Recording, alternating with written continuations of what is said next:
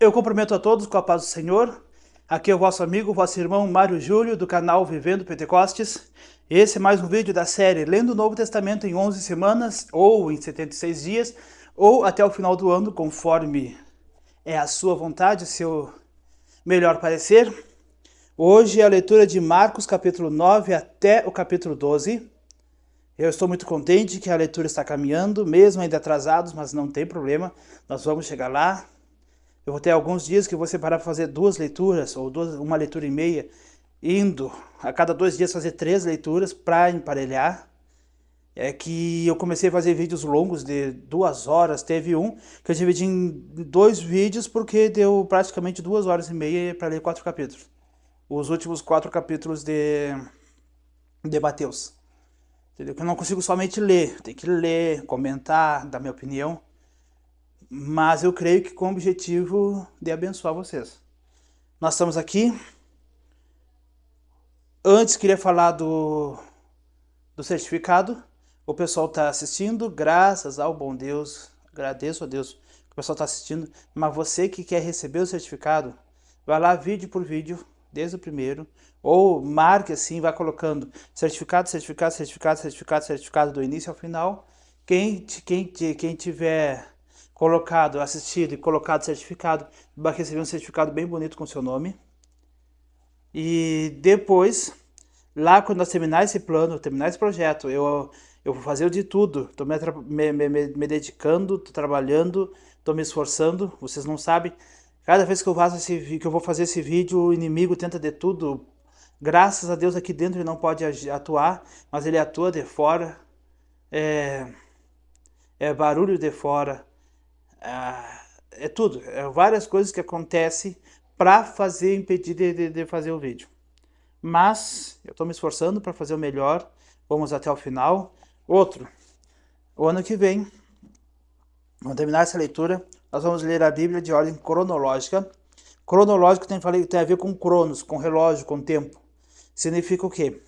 Eles vão falar o Novo Testamento desde João, quando no princípio era o verbo, vai vir da promessa do nascimento de João Batista, depois sobre Jesus, sobre o nascimento de João Batista mesmo, ele foi a promessa.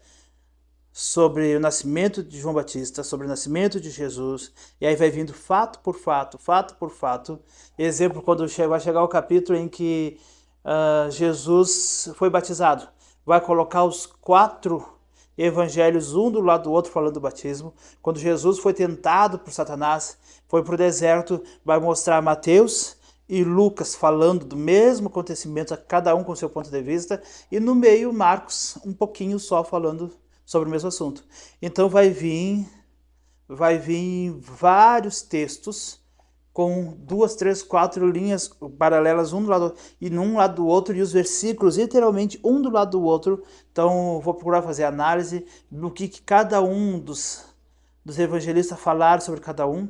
E não vai ser que nem agora, que agora o objetivo é 4 capítulos, se demorar 2 horas, ou 1 hora, ou meia hora, ou 3 horas, é 4 capítulos por dia.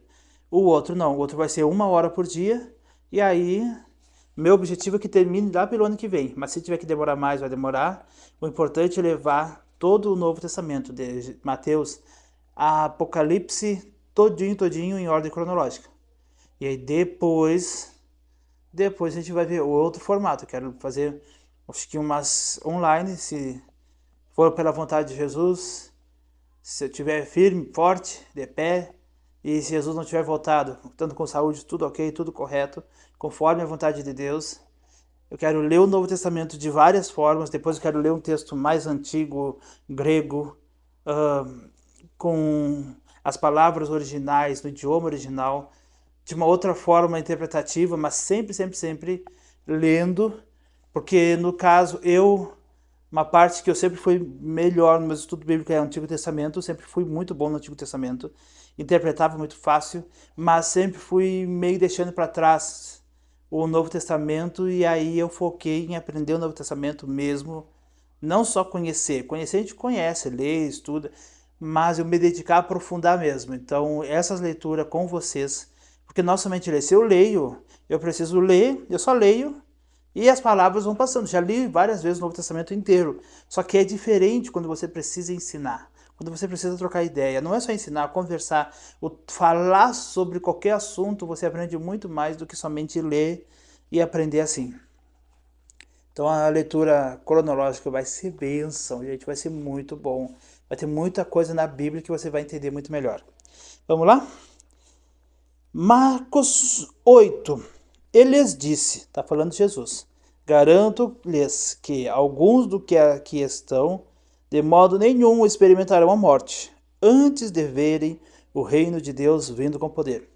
Aqui só queria comentar que antes, que ele está falando que antes de que o reino de Deus venha com poder. Quer dizer o quê? Não está falando que alguns vão estar vivos quando Jesus vier e a igreja for arrebatada, não. Jesus está dizendo assim, ó, começa seu ministério dizendo, arrependam-se porque está próximo o reino de Deus. João disse, arrependam-se porque está próximo o reino de Deus. Os apóstolos foram evangelizar dizendo que arrependam-se, está próximo o reino de Deus.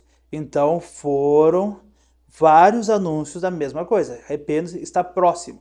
O reino de Deus está próximo, ele está vindo, ele está próximo.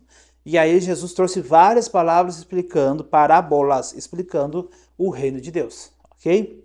E aí ele disse assim, ó, que antes de verem o reino de Deus vindo com poder. Esse reino de Deus, ele não significa literalmente, pode ser traduzido em alguma expressão como a volta de Cristo, a vinda do reino de Deus.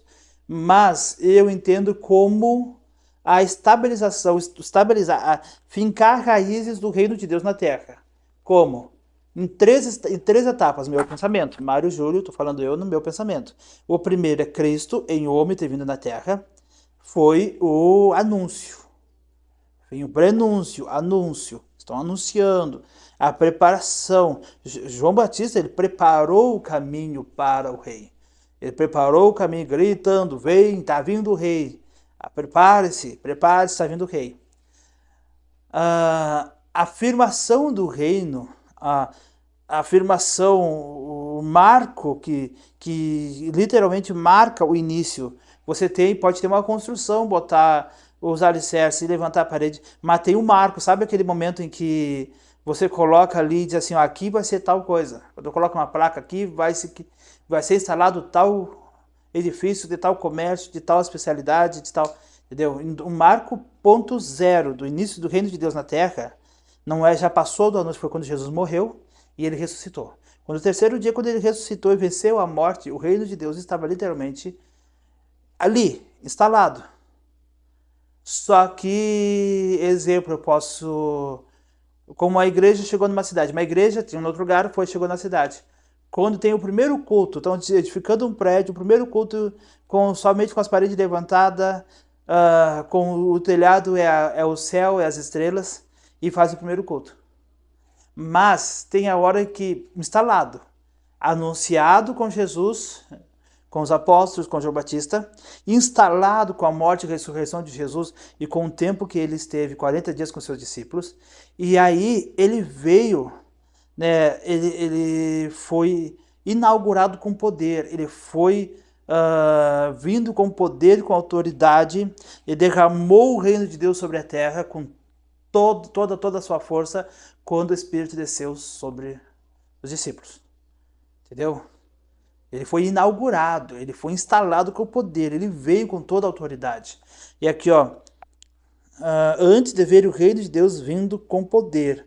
Quando que o reino de Deus veio com poder? Quando o Espírito Santo desceu em forma de fogo, línguas de fogo, vento, e eles eram pessoas médias, me perdoe, mas os discípulos, eles eram pessoas médias, tirando o fato de andar com Jesus, eles eram pessoas abaixo da média, eles eram pescadores, eles eram pobres, eles eram incultos,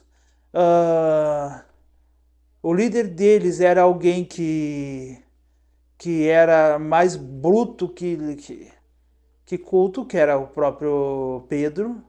Ele era muito bruto, muito grosseirão, mas Jesus transformou totalmente o coração deles quando o Espírito Santo desceu com poder. O poder de Deus fez com que Pedro pregasse um sermão que evangelizasse 3.000 pessoas. Um outro sermão que evangelizasse converter esses 5.000 pessoas. E ele tomou autoridade, ele tomou poder sobre aquela situação. E os outros discípulos vieram também agindo com poder, cheio do Espírito Santo, cheio de autoridade. E aí separe para nós, homens, para ser diáconos, cheio do Espírito Santo, cheio de virtude. Entendeu? Da onde que vinha? Quando o reino de Deus veio com poder. Que aí eu acredito que foi na descida do Espírito Santo. E eles estavam vivos. E ali ele disse, que alguns que aqui estão, de modo nenhum experimentarão a morte, porque antes que o reino de Deus viesse, alguém ia experimentar a morte. Eu creio que estava falando literalmente de Judas Iscariotes, de João. Verdade. A transfiguração. 6 dias depois, Jesus tomou consigo Pedro, Tiago e João e os levou ao alto monte onde ficaram a sós. Ali ele foi transfigurado diante deles. Suas roupas se tornaram brancas de modo resplandecente, como nenhum lavandeiro do mundo seria capaz de branqueá-las. E apareceram diante deles Elias e Moisés, os quais conversavam com Jesus. Então Pedro disse a Jesus, Mestre, é bom estarmos aqui. Façamos 3 tendas, uma para ti, uma para Moisés e uma para Elias. Ele não sabia o que dizer, pois estavam apavorados. Então aqui, primeiro que eu já falei no outro vídeo, e provavelmente vou falar em Lucas, aquela imagem de Jesus, com aquela roupinha, aquele vestido, aquela manta, aquelas vestes brancas, com olhinho claro, com pelezinha amarela, cabelinho feito, sabe, cacheadinho, feito no cabeleireiro, bonitinho. Aquela imagem não serve para Jesus. Porque tem 3 imagens de Jesus na Bíblia.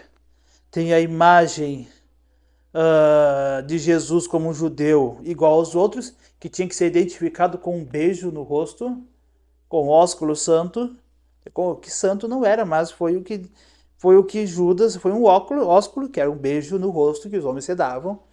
E aí, então ele tinha uma aparência igual aos outros. Jesus na cruz era homem de dores, sofrendo com sofrimento. Nós o reputávamos como aflito de Deus, ferido e oprimido. Quando Isaías está se referindo a Jesus, eu já ouvi gente dizer que Jesus, se olhasse para ele curando as pessoas, ele tinha uma expressão de sofrimento. Eu já ouvi gente dizer que imaginava que ele chegava a ver Jesus naquela situação, ele pregando, ele curando as pessoas, ele dormindo, ele acordando. Eu vi gente pregar isso, que Jesus ele vivia 24 horas num sofrimento só. O sofrimento de Jesus era o sofrimento da saudade dos céus. E aí a pessoa vai e prega isso, que Jesus ele vivia uma expressão de dores e sofrimento. Gente, isso aí, Isaías, se você pegar todo o contexto, pegar o contexto bíblico, você vai ver que Isaías estava falando de Jesus na cruz, quando ele levou sobre si os nossos pecados. O castigo que nos traz a paz estava sobre ele. Aquele, sabe esse castigo, o que te dá a paz? Aquele que era o seu castigo, que era o seu sofrimento, que nós tínhamos que sofrer pelos nossos pecados, pelas nossas falhas, ele sofreu por nós. Naquele momento, Jesus era um homem de dores, com a expressão sofrida. Então, foi muito complicado isso, para Jesus passar por tudo isso. Mas, aquela aparência, e aí tem a aparência de Jesus no Apocalipse, que era uma aparência de Jesus ressuscitado, em glória, nos céus. João viu ele daquele jeito. Então, quando aqui a Bíblia diz que o seu rosto ficou que nem luz, e as suas vestes ficaram brancas, se a veste de Jesus ficaram brancas, quer dizer que elas não eram brancas. Então as roupas de Jesus não eram roupas de linho branco, era roupa de judeu igual a de judeu, com a tecido igual ao judeu, com o talite igual de judeu, com as tranças na ponta igual ao judeu. Ele não tinha uma aparência totalmente exclusiva, diferente dos outros. Só um segundinho, gente. Retornando. Desculpa, foi só uma paradinha. E aí, nós estávamos aqui falando sobre Jesus. Então nós vamos seguir a nossa leitura.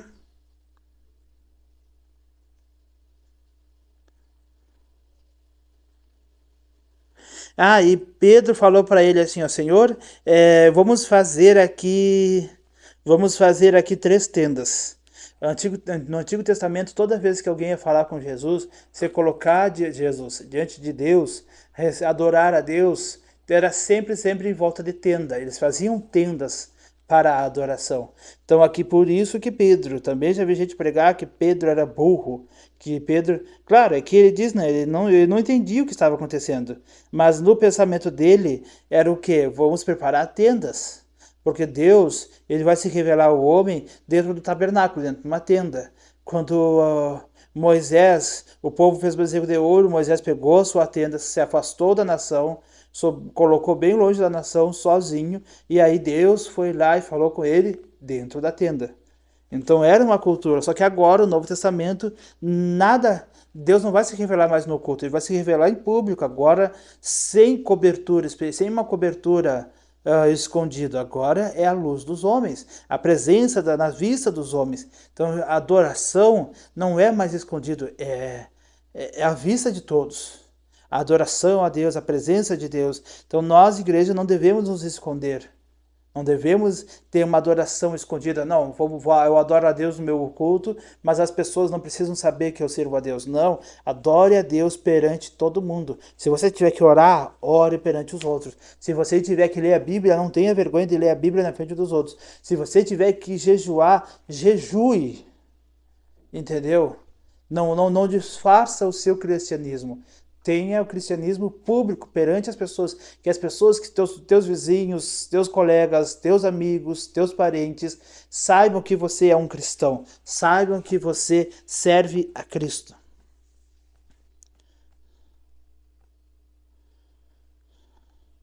Ok. Desculpa na primeira explicação que eu parei, mas já tinha falado mais ou menos o que eu ia falar. A seguir apareceu uma nuvem e os envolveu, e dela saiu uma voz que diz: Este é o meu filho amado, ouçam-no. Repentinamente, quando olharam ao redor, não viram mais ninguém, a não ser Jesus. Enquanto desciam do monte, Jesus lhes ordenou que não contassem a ninguém o que tinham visto até que o Filho do Homem tivesse ressuscitado dos mortos. Eles guardaram o assunto apenas entre si, discutindo o que significaria ressuscitar dos mortos. E lhe perguntaram por que os mestres da lei dizem que é necessário que Elias venha primeiro. Jesus respondeu: De fato, Elias vem primeiro e restaurará todas as coisas. Então, por que está escrito que é necessário que o Filho do Homem sofra muito e seja rejeitado com desprezo? Mas eu lhes digo, Elias já veio e fizeram com ele tudo o que quiseram, como está escrito a seu respeito. Aí, em Mateus, chega nessa parte e diz que e eles entenderam que estava falando sobre João Batista. Por isso que vai ser muito importante, gente. Principalmente você quer falar, você quer entender a palavra de Deus e você quer falar sobre a palavra de Deus. Você já leu algum texto bíblico e você sabia que tinha outras 2 referências, 3 referências do mesmo assunto? Você viu ali e você não pesquisou? Dessa vez nós vamos pesquisar um do ladinho do outro. O ano que vem, exemplo nesse fato aqui, ó, Mateus, Marcos e Lucas contam a mesma história. Nós vamos ler palavra por palavra, um do lado do outro. Eu vou marcar com lápis, eu vou pegar uma outra folha, eu vou marcar, eu vou ter caneta, eu vou fazer várias interações entre o texto e o que um tem e o outro tem, a gente vai ver a diferença. E depois que você lê o Novo Testamento paralelo, essas informações sozinhas aqui vão fazer toda a diferença, porque você sabe o completo, o conjunto dele. Ok?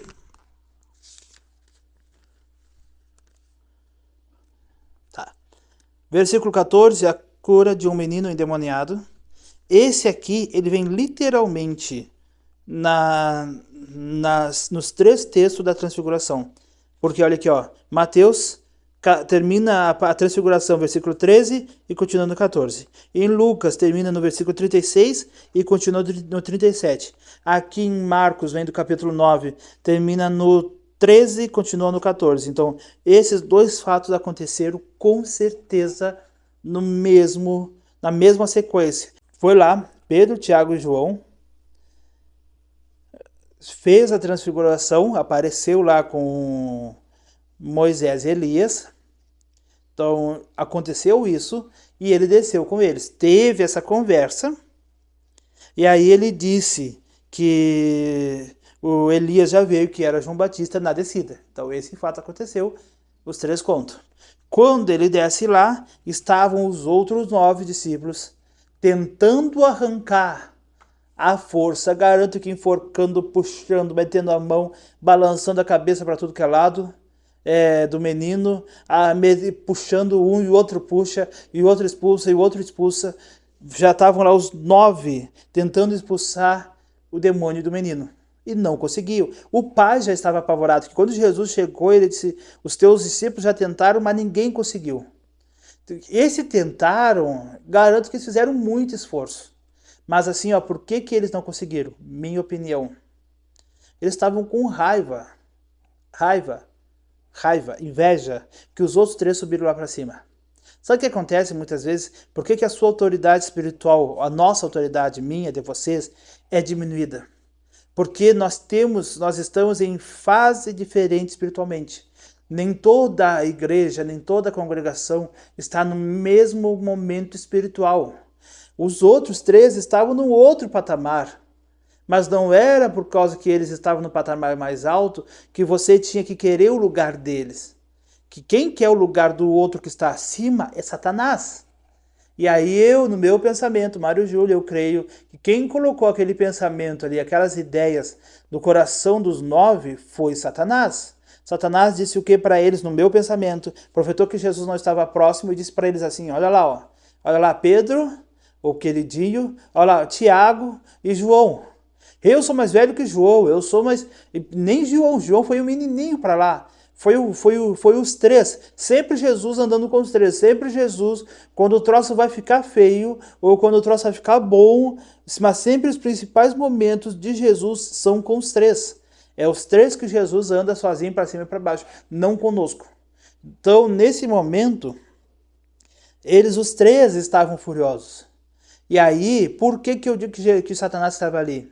Porque eles estavam, os 9, tentando expulsar Satanás, diabo, de um menino. E você acha que o diabo ia ficar ali e sem cutucar alguma coisa no ouvido deles? Sem cochichar? Mas eu creio, a minha imaginação, o meu pensamento, eu acho que esse pensamento ele é coerente, ele pode fazer sentido. Se você discorda, me perdoe, não fique bravo comigo, mas o meu pensamento eles estavam com inveja dos outros 3. E os 9 disseram assim, por que nós estamos aqui e não estamos lá com o mestre? E aí aquela dúvida, aquela raiva, aquela inveja, aquele rancor, bloqueou o espírito deles, bloqueou a autoridade que eles tiveram naquele momento. Garanto que depois eles pediram perdão, ou se arrependeram, ou saiu aquela raiva do coração deles, eles voltaram até a mesma autoridade que tinham antes. Porque antes eles expulsavam demônios, eles tinham autoridade, mas naquele momento ali a autoridade foi arrancada. Porque era a inveja dos outros 3. E isso aí aconteceu nos 3 evangelhos, o mesmo status, mesma história. Quando chegaram onde estavam os outros discípulos, viram uma grande multidão ao redor deles e os mestres da lei discutindo com eles. Logo que todo o povo viu Jesus, ficou muito surpreso e correu para saudá-lo. Perguntou Jesus, o que vocês estão discutindo? Um homem no meio da multidão respondeu, mestre, eu te trouxe meu filho, que está com o espírito que o impede de falar. Onde quer que o apanhe, joga no chão.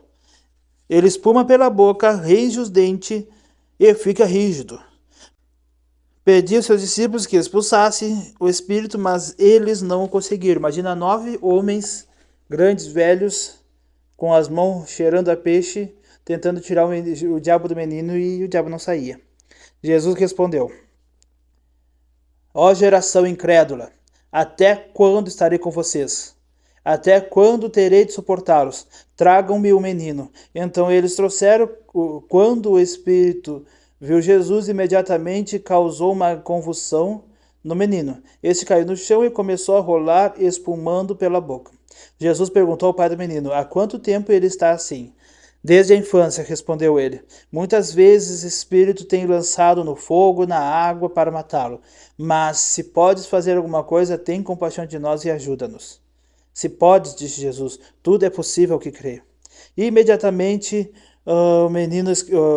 o pai do menino exclamou, eu creio, ajuda-me a vencer a minha incredulidade. Nesse momento o homem já nem sabia mais o que falar direito. Ele disse, tudo é possível ao que crê. Ele disse, eu creio. Mas ele já tinha visto tantas vezes o menino dele passar por trabalho, passar por dificuldade, um pai ver um filho passar por aperto, passar por sofrimento. Nenhum pai suporta o mínimo de sofrimento do filho. Imagina desse jeito. Ver o diabo brincar e machucar e ferir com o filho dele. Mas ele disse, eu creio. Mas naquele momento ali ele disse assim, ó, ajuda-me a vencer a minha incredulidade. Numa outra tradução diz, ajuda-me na minha falta de fé. Eu creio. Mas o meu creio está tão pequeno que eu não consigo crer de verdade. E aí, imediatamente, quando Jesus, versículo 25, Jesus viu que a multidão estava se ajuntando, repreendeu o espírito imundo, dizendo, espírito mudo e surdo, eu te ordeno que deixe o menino e nunca mais entre nele. O espírito gritou, agitou violentamente e saiu. O menino ficou como morto, a ponto de muitos dizerem, ele morreu. Mas Jesus tomou pela mão e o levantou e ele ficou de pé. Depois de Jesus ter entrado em casa, os seus discípulos lhe perguntaram em particular, por que não conseguimos expulsá-lo? E ele respondeu, essa espécie só sai pela oração e pelo jejum. E eles saíram daquele lugar e atravessaram a Galiléia. Jesus não queria que ninguém soubesse onde eles estavam, porque estava ensinando os seus discípulos. E ele lhes dizia, o Filho do Homem está para ser entregue nas mãos dos homens. E eles o matarão, e 3 dias depois ele ressuscitará. Mas eles não entendiam o que ele queria dizer, e tinham receio de perguntar-lhe. Versículo 29, essa espécie só sai com jejum e oração. Duas interpretações muito importantes. Primeiro, tem espírito, tem demônio que não sai. Já orou, não sai. Já repreendeu, não sai. Já bateu o pé, não sai. Já esperneou em nome de Jesus de tudo que é forma, usou todos os tons possíveis, já fez de tudo e não sai. Então, minha primeira interpretação é ora e jejua. Demônio sai, tem demônios que essa casta só sai com jejum e oração. E uma outra já falei isso para algumas pessoas, meu pensamento sobre isso, e já vi gente torcer os olhos, ficando assim, faz sentido. E já teve gente concordando comigo. É o que? Uma pessoa, para conseguir expulsar uma certa casta de demônio, precisa de jejum e oração. O demônio sai, foi Jesus que disse. Só que, se a pessoa vive uma vida de jejum e oração, antes, se você estiver sempre preparado para expulsar um demônio, por uma situação difícil, vivendo como? De uma forma em jejum e oração. Se uma pessoa jejua 2, 3 vezes a semana, se a pessoa ora tanto tempo por dia, todos os dias, uma oração, e ela busca poder, ela busca autoridade, ela busca unção, ela tem uma comunhão com Deus, ela está sempre com o vaso dela cheio. O vaso é o próprio Espírito, cheio da unção, com azeite pela beirada. A hora que ela vê um Espírito em que ela não consegue, que geralmente não conseguiria expulsar sem jejum e oração, ela já está com o vaso dela cheio de azeite. Ela já está transbordando de tanta unção como em jejum e oração.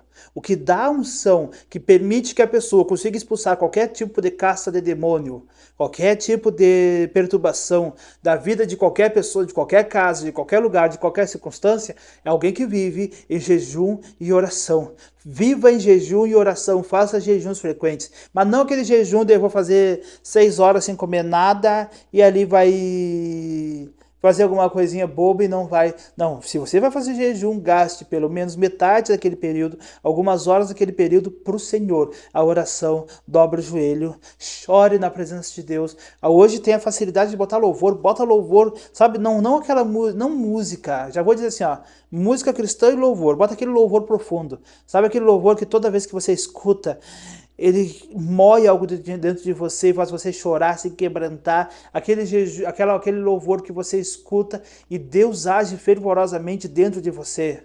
Sabe, seu espírito parece que começa a ferver, borbulhar. Já viu água fervendo, começa a borbulhar? Parece que o seu espírito é daquela forma. Então bote aquele ali e ore, fale com Deus e diga para o Espírito Santo, fale comigo, quero ouvir sua voz, me dê coordenadas, ensina-me coisas que não falou para ninguém, ensina para mim e eu quero entender a tua voz.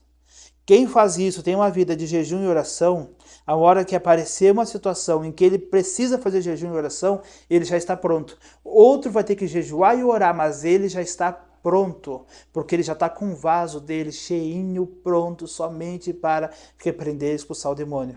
Qual você quer? Aquele que vai ter que, em vez de expulsar o demônio, vai ter que se esconder para jejuar e para orar e ficar, será que o que eu jejuei tá bom? Será que o que eu orei tá bom? Posso ir lá expulsar o demônio? Não. Se você viver em jejum, viver em oração, qualquer momento que acontecer qualquer coisa na sua vida, repreende e expulsa e a situação vai melhorar. As coisas vão acontecer, o inimigo se retirará de sua vida ou da vida da pessoa que você está orando. Ok? Versículo 33. E chegaram a Cafarnaum, quando ele estava em casa, perguntou-lhes: o que vocês estavam discutindo no caminho? Mas eles guardavam silêncio, porque no caminho haviam discutido sobre quem era o maior. Assentando-se, Jesus, tomando os 12, disse: se alguém quiser ser o primeiro, será o último, servo de todos. E tomando uma criança, colocou no meio deles, pegando-a nos braços, disse-lhes: quem recebe uma dessas crianças em meu nome, está me recebendo. Quem me recebe não está apenas me recebendo, mas também aquele que me enviou. Aleluia. Quem não é contra nós, é por nós. Versículo 38, Mestre, disse João, vimos um homem expulsando demônios em teu nome, e procuramos impedi-lo, porque ele não era um dos nossos. Não o impeçam, disse Jesus. Ninguém que faça um milagre em meu nome pode falar mal de mim. Logo em seguida, pode falar mal de mim logo em seguida. Pois quem não é contra nós está a favor de nós. E eu lhes digo a verdade: quem lhes der um copo de água em meu nome, por vocês pertencerem a Cristo, de modo nenhum perderá sua recompensa. A indução ao pecado. Se alguém fizer tropeçar um desses pequeninos, quem crê em mim, seria melhor que fosse lançado no mar com uma grande pedra amarrada ao seu pescoço. Se a sua mão o fizer tropeçar, corte-a. É melhor entrar na vida mutilado do que tendo as duas mãos e ir para o inferno, onde o fogo nunca se apaga, onde o seu verme não morre e o fogo não se apaga. E se o seu pé fizer tropeçar, corte-o. É melhor entrar na vida aleijado do que tendo os dois pés ser lançado no inferno, onde o seu verme não morre e o fogo não se apaga. E se o seu olho o fizer tropeçar, arranque-o. É melhor entrar no reino de Deus com um só olho do que tendo os dois ser lançado no inferno, onde o seu verme não morre e o fogo não apaga. Cada um será salgado com fogo. O sal é bom, mas se deixar de ser salgado, como restaurar o seu sabor? Tenha sal em vocês mesmos e vivam em paz uns com os outros. Essa parte aqui da mão, do pé, do olho, eu já li lá em Mateus, já comentei lá, mas tire a sua mão, tire o seu pé, tire o seu olho do que o faz pecar. Tire, mas não arranque de si próprio, como sabe, mas uma forma de interpretar é arranque daquilo que o faz pecar. Se a sua mão lhe faz pecar, arranque ela da direção que ela estava tomando e não leve ela para a direção do pecado. Se o seu olho também, seu pé, se os seus pés fazem caminhar em direção ao pecado, arranque a direção que ele está. Se o seu olho olha para os lugares que faz você pecar, arranque a direção do seu olho, para não precise o Senhor fazer com que você seja todo, que você perca. Uma vez eu conheci um senhor, só não vou dizer o nome, que tem gente que conhece, que conheceu na minha juventude, na minha adolescência. Teve um senhor que eu conheci ele na igreja, e ele pegava o mesmo ônibus que meus pais, e passou um tempo, o pastor disse, o irmão tal precisa tirar o dedo do pé, por causa de diabetes. Ah, não, vamos tirar o dedo do pé, ai que dó, não vamos poder tirar do senhor. Tiraram, precisava tirar metade, foi aumentando, quando chegou uma hora precisou tirar a perna. E aí esse senhor, que era muito ativo, fazia pouco tempo que ele estava na igreja, estava se convertendo, ele teve que ficar em casa. Envelheceu mais ainda, mais rápido, engordou. E eu sempre me dei, na minha juventude, sempre me dei muito bem com pessoas idosas. Era de conversar com pessoas idosas, gastar horas, e eu ia para lá. Ele fazia umas comidas bem fortes, bem temperadas, e eu ia lá visitar ele e me dava bem com ele. E um dia ele me contou que se Jesus não tivesse tirado a perna dele, bem na hora em que, na época que ele estava se convertendo, começou o diabo a dar muita chance para ele e começou a dar muita irritação por algumas situações. E ele me disse que se Jesus não tivesse me tirado a perna, eu teria matado alguém. E provavelmente eu ia no inferno, eu iria para o inferno. Ele leu esse texto para mim. Ele disse, se Jesus não tivesse me arrancado a perna, eu provavelmente teria ido para o inferno. E então eu teria a chance de ir para o céu não tendo uma perna, que eu posso ficar em casa, ler a Bíblia, eu posso receber pessoas em que eu posso aprender com essas pessoas e posso ensinar o que eu tenho aprendido, que se eu tivesse as duas pernas, eu ainda estaria na rua, correndo atrás do perigo, e ainda provavelmente mataria alguém e eu perderia a minha alma para o inferno. Então ele se contentou dizendo que desse jeito eu tenho uma condição de ir para o céu, eu tenho uma chance, mas do jeito que eu vivia antes eu não iria. Então, não vamos dar chance para o inimigo, não vamos dar chance para o diabo, para ele usar alguma coisa que nós temos feito para que ele nos acuse para ir para o inferno. Então, vamos consagrar. Você tem o ar que você respira, você tem pés, você tem mão, você tem saúde, você tem todas as manhãs tem o nascer do sol, você tem todas, meio-dia, a hora de você sentar, parar e almoçar. Todo o serviço tem um intervalo do meio-dia, você tem a tarde, você tem a noite, você tem uma família, você tem uma casa, você tem saúde.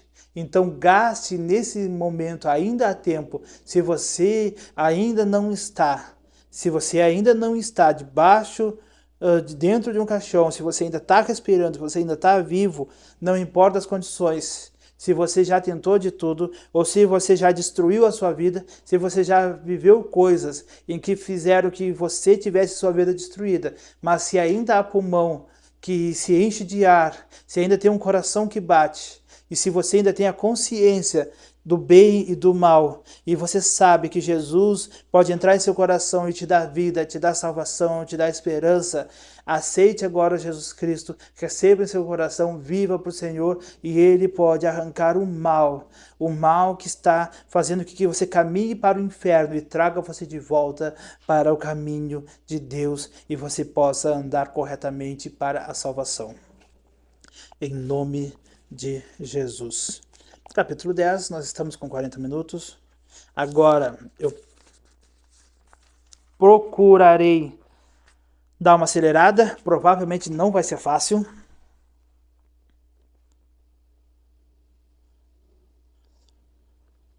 Capítulo 10. Então Jesus saiu dali e foi para a região da Judéia, para o outro lado do Jordão. Novamente uma multidão veio. Me lembrei de uma coisa, eu vou tirar um pouquinho o brilho da tela para durar mais tempo. Aí a tela ficou quase escura, praticamente não estou nem vendo o que tem na tela, mas o importante é que vou fazer durar mais a bateria agora. Então, de novo.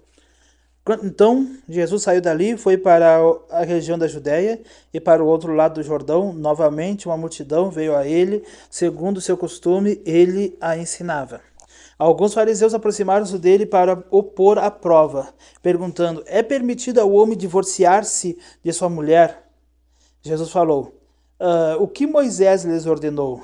Perguntou ele. Eles disseram: Moisés permitiu que o homem lhe desse uma certidão de divórcio e mandasse embora. Jesus respondeu: Moisés escreveu essa lei por causa da dureza de coração de vocês. Mas no princípio a criação de Deus os fez homem e mulher. Por essa razão, o homem deixará o pai e se unirá à sua mulher. E os dois se tornarão uma só carne. Assim, eles já não são dois, mas sim uma só carne. Portanto, o que Deus uniu, ninguém separe. Quando estava em casa novamente, os discípulos interrogaram Jesus sobre o mesmo assunto, e ele respondeu: Todo aquele que se divorciar de sua mulher e se casar com outra, estará cometendo adultério contra ela. E se ela se divorciar de seu marido e se casar com outro homem, estará cometendo adultério. Então, aqui, Jesus está falando sobre casamento, sobre adultério, e aí eu gostaria de trazer uma referência quando Abraão comprou o terreno de Macpela, ali para sepultar sua esposa, foram enterrados ali Abraão e Sara. Seu filho, o dia que ele morreu, Isaac, foi enterrado no mesmo lugar. Rebeca foi enterrada junto dele. Mais adiante, Jacó, né, ele foi enterrado lá, e no lado dele estava Lia. Mas Jacó amava Raquel. Sim, ele amava Raquel. Ela morreu no outro lugar, longe de lá. Quando ela teve Benjamim, seu segundo filho, José, depois Benjamim, que ela mesma colocou o nome Benoni. Benoni significa Ben é filho. Então Benoni significa filho da minha desgraça, filho da minha miséria, filho da minha destruição, porque naquele momento ela estava morrendo. Quando ela teve o filho, teve complicações no parto, e ela estava morrendo, e aí Jacó colocou o nome de Benjamim, filho da minha mão direita, ok? Mas ela não foi enterrada no lado dele. Quando eles estavam vivos, Jacó tinha as duas esposas, Lia e Raquel. Só que quando foi enterrado num lugar que foi santo para isso, tem lá o túmulo de Abraão, de Sara, de Isaac e sua esposa Rebeca, e tem de Jacó e de Lia.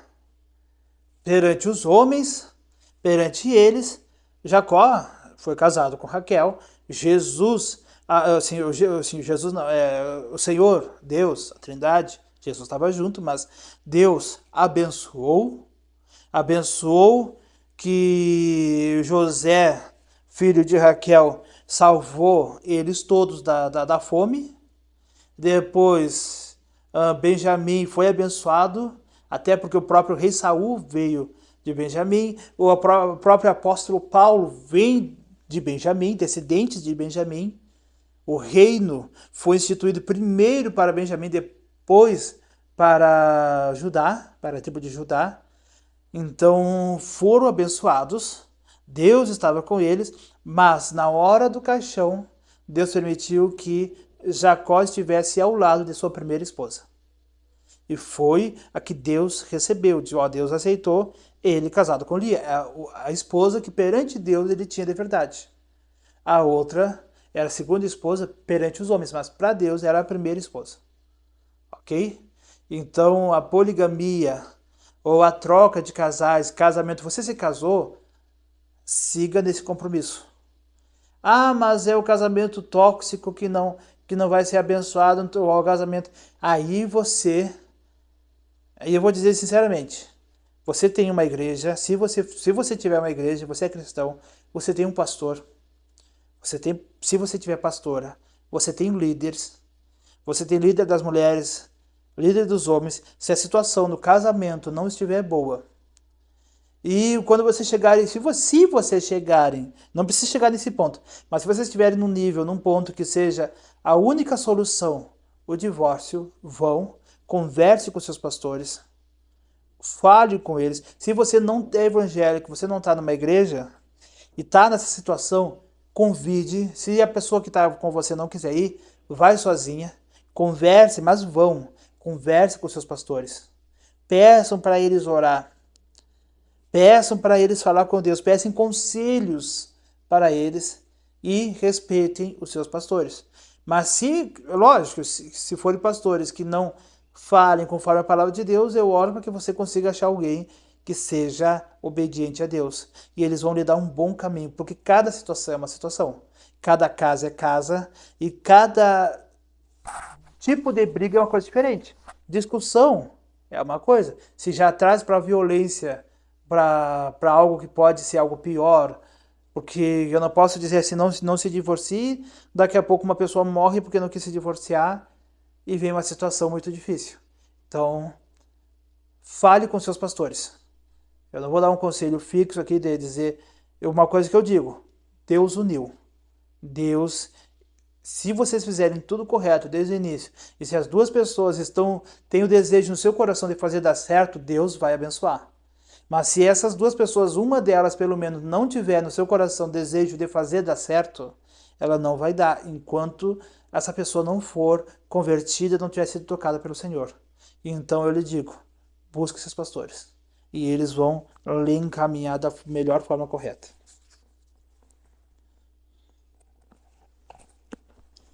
Capítulo 10. Jesus às crianças, versículo 13. Alguns traziam crianças a Jesus para que ele tocasse nelas, mas os discípulos os repreendiam. Quando Jesus viu isso, ficou indignado e lhes disse: Deixem vir a mim as crianças, não as impeçam, pois o reino de Deus pertence aos que são semelhantes a elas. Digo-lhes a verdade: quem não receber o reino de Deus como uma criança, nunca estará nele. Em seguida, tomou uma das crianças nos braços, impôs-lhe as mãos e a abençoou. Quem não receber o reino de Deus como uma criança, nunca estará nele. Se você quer fazer parte do reino de Deus, seja como uma criança. Uma criança sincera, ela é verdadeira, ela não tem falsidade, ela é o que ela é, se ela ama, ela não disfarça amor, ela não esconde amor, ela não mente o amor. Então seja como uma criança. Se você ama Deus, se você ama a presença de Deus, se você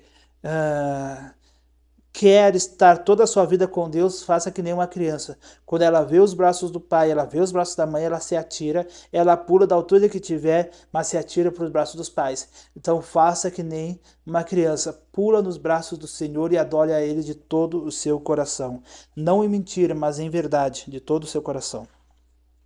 O jovem rico, quando Jesus ia saindo, o homem correu em sua direção e se pôs de joelho diante dele e lhe perguntou: Bom mestre, que farei para herdar a vida eterna? Respondeu-lhe Jesus: Por que você chama de bom? Ninguém é bom senão um, que é Deus. Você conhece os mandamentos: não matarás, não adulterarás, não furtarás, não darás falso testemunho, não enganarás ninguém, honra teu pai e tua mãe. E ele declarou: Mestre, a tudo isso tenho obedecido desde a minha adolescência. Jesus olhou para ele e o amou. Falta-lhe uma coisa, disse ele. Vá, venda tudo o que você possui, dê o dinheiro aos pobres, e você terá um tesouro no céu, pois depois vem e siga-me. Aqui parece que Jesus está dizendo assim, ó, todo aquele que segue os mandamentos e quer viver com Cristo deve vender tudo que tem. Aqui Jesus não deu regra nenhuma sobre o que tinha que fazer isso, mas Jesus, ele conhece o coração do ser humano. Jesus conhece o coração daquela pessoa. Jesus sabia o que estava no fundo do coração dele. E o amor ao dinheiro é a causa de todos os males. O que faltava? Primeiro, se a pessoa fazia tudo isso e ela foi diferente de todas as perguntas, porque eu não vejo outra pessoa dizer assim, o que falta para mim ser salvo? Porque ele tinha esse desejo da salvação desde sua adolescência. E ele buscou tudo o que ele podia achar que poderia dar a salvação para ele. Mas havia um vazio no coração dele. Só pergunta isso quem está buscando a salvação, mas ainda não a encontrou. O que eu posso fazer para ser salvo? Provavelmente ela não encontrou ainda, ela não a preencheu, porque há um vazio. Porque a Bíblia diz que o Espírito Santo cria dentro de nós a convicção de que já somos salvos. Sabe aquela pessoa que diz assim, ó, eu estou salvo, eu confio em Cristo e eu tenho convicção que no dia que a trombeta tocar e o Espírito Santo arrancar a sua igreja da terra, eu vou junto. Se daqui for, se daqui for 2, eu vou, quem é que é o outro? Sabe? Se aqui vai ser tantos, eu já estou na fila aqui, quem vai ser os outros que vão acompanhar? A pessoa tem convicção da sua salvação.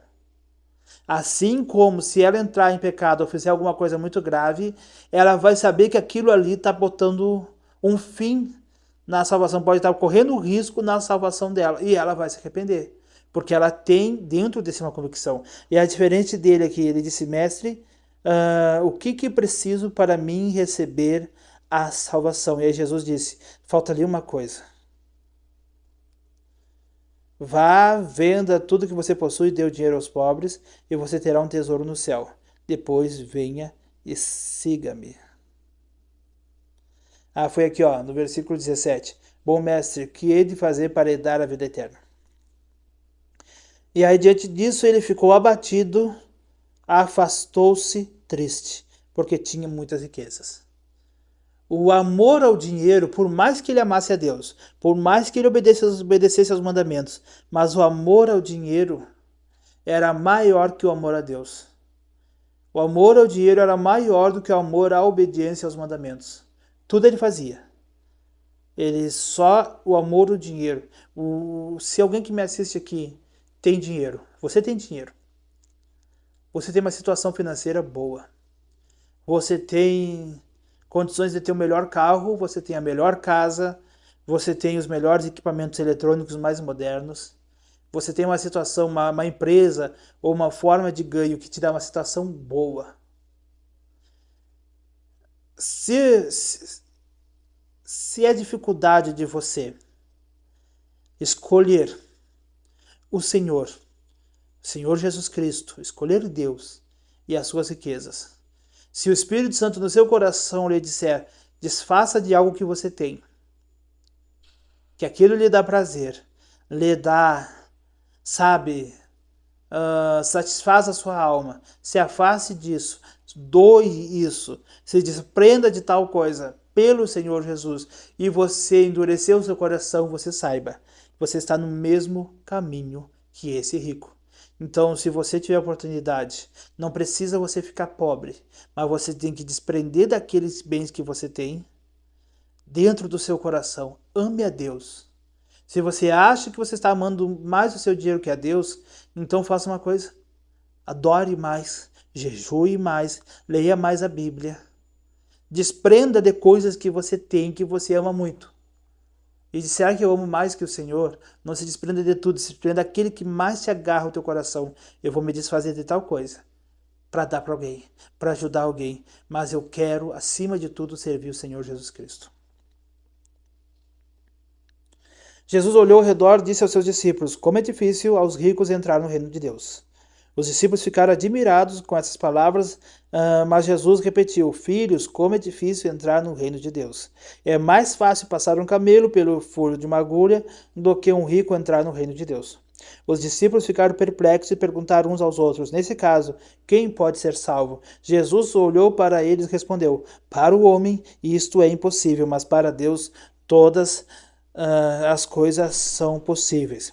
Então Pedro começou a dizer-lhe, nós deixamos tudo para seguir-te. Jesus respondeu, digo-lhes a verdade, que ninguém que tenha deixado casa, irmãos, irmãs. Eu fico imaginando Jesus com os discípulos na volta com os 12 e ele apontando os olhos para eles, literalmente apontando os seus olhos, olhando com direção, firmeza. Ele não precisava apontar o dedo, ele fitava os seus olhos, então fitava melhor para não dizer que apontava. Fixava os seus olhos neles, olhava com firmeza e dizia, ninguém que tenha deixado a casa, olhava para outra e dizia, os irmãos, olhava para outra, irmãs, olhava para talvez João que era mais novo, pai, mãe, olhava para algum que era mais velho, filhos, olhava para algum que tinha tido uma boa condição financeira, campos, olhava perdido ou deixava os campos, e por causa de mim e do evangelho deixará de receber 100 vezes mais já no tempo presente. Então, quem deixou tudo isso aí por causa de Cristo, já no tempo presente, na vida aqui na terra, irá receber 100 vezes mais de casas, irmãos, irmãs, mães, filhos e campos. E com eles, ou aí a pessoa diz, vou receber 100 vezes mais. Amém, receberá 100 vezes mais, e junto com eles como é que é? Com eles a perseguição. Então prepare-se, você largou, você vai receber 100 vezes mais, e junto a perseguição, e na era futura a vida eterna. Contudo, muitos primeiros serão os últimos, e os últimos serão primeiros. Eu ainda estou orando a Deus, para Deus me dar uma interpretação, uma revelação muito interessante, muito que vem do céu, que vem de Deus, Espírito Santo, sobre os primeiros e os últimos. Já tem alguma alusão sobre isso, algum pensamento sobre isso, mas ainda eu sei que não me aprofundei nisso. Só esperando o Senhor Jesus me ensinar. Jesus prediz novamente sua morte e ressurreição. Eles estavam subindo para Jerusalém e Jesus ia na frente. Os discípulos estavam admirados, enquanto os que seguiam estavam com medo. Como é que é? Eles estavam subindo para Jerusalém. Jesus ia à frente. Os discípulos estavam admirados, enquanto os que o seguiam estavam com medo. Novamente ele chamou à parte os 12 e lhes disse que haveria de acontecer. Estamos subindo para Jerusalém, e o Filho do Homem será entregue aos chefes dos sacerdotes e aos mestres da lei. Eles o condenarão à morte e o entregarão aos gentios, que zombarão dele, cuspirão dele, açoitarão e o matarão. 3 dias depois ele ressuscitará. Então aqui Jesus, nós vemos uma coisa.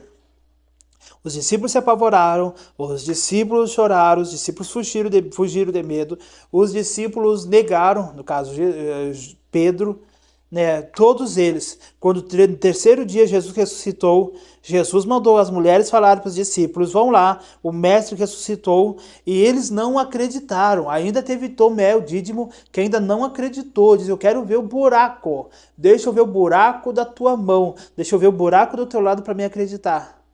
Mas ele tinha dito, enquanto eles subiam para Jerusalém, é importante que eu vá. E aqui 2 vezes seguidas, Jesus chama eles de lado. Gente, é importante, não tem ninguém nos ouvindo, só tem eu e vocês. Eu estou falando que é importante que eu suba, é importante que eu vá e seja julgado, e seja cuspido, e seja humilhado, e seja crucificado, que eu morra, mas eu vou ressuscitar no terceiro dia. E eles ainda não acreditaram.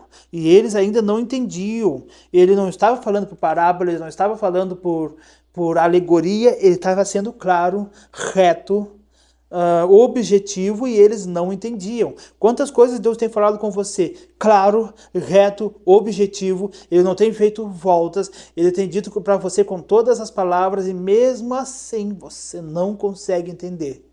Então peçamos ao Senhor que Ele nos dê ouvido espiritual, percepção espiritual para entender quando o Espírito Santo quer falar algo para nós.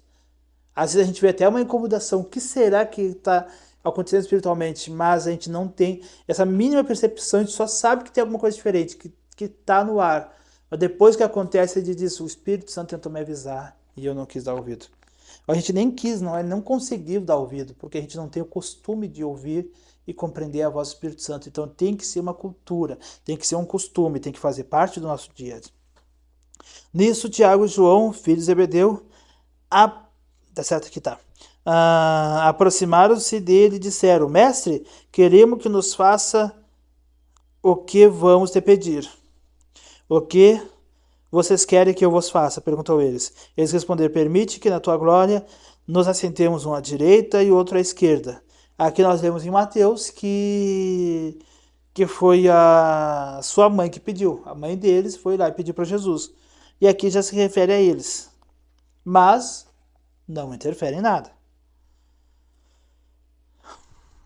Disse-lhe Jesus, vocês não sabem o que estão pedindo. Podem vocês beber o cálice que eu estou bebendo? Ou ser batizado com o batismo com que eu estou sendo batizado?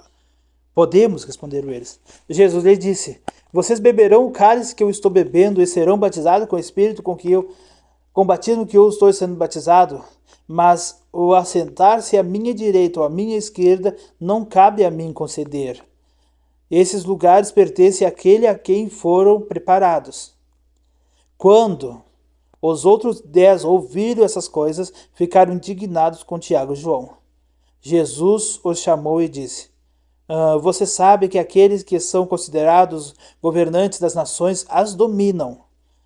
Assim como a nação de Israel queria um rei, e Deus falou através de Samuel: eles os dominarão, eles pegarão as suas filhas, eles colocarão impostos sobre vocês, e eles usarão o melhor da vossa terra, eles terão o melhor da colheita de vocês, e mesmo assim vocês querem um rei.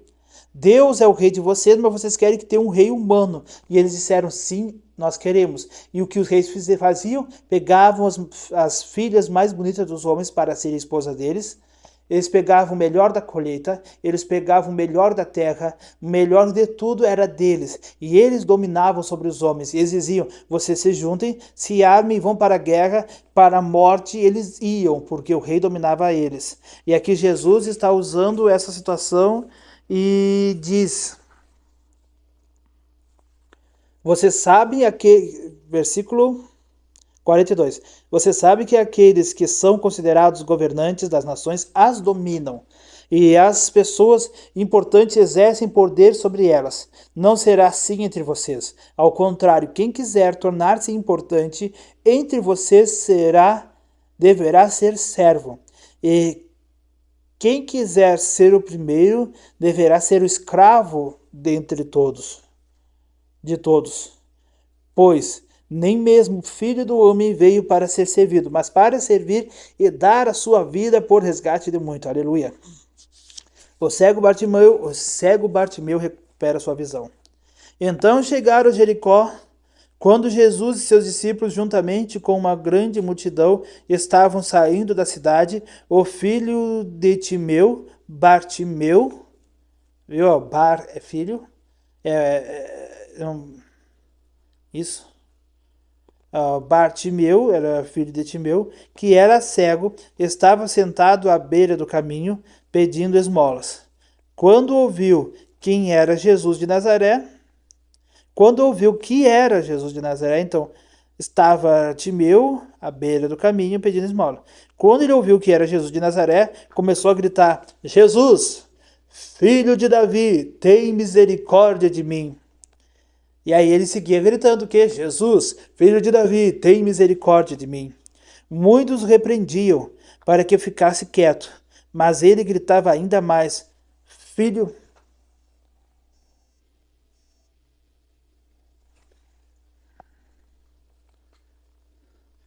Gritavam, mas ele gritava ainda mais.